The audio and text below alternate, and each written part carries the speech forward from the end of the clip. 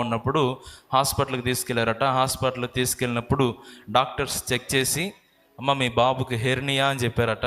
Hernia అని చెప్పిన తర్వాత తల్లిగారు బాధపడి, ఎలా చేయాలి ప్రభువా, హెర్నియా అంటే మరి చాలా డబ్బులు అవుతుంది, ఆపరేషన్ అంటారు, ఎలా నా కుమారుని స్వస్థపరచని ప్రార్థన చేసుకుంటా ఉందట.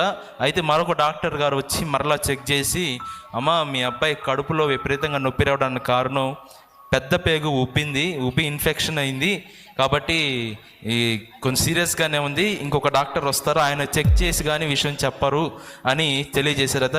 ఇద్దరు డాక్టర్లు, ఒకళ్ళు హెర్నియా అని చెప్పారు రిపోర్ట్లో చూసి, మరొకరేమో పెద్ద పేగు పాడైపోయిందని ఆ రిపోర్ట్లు స్కానింగ్ చూసి చెప్పారట.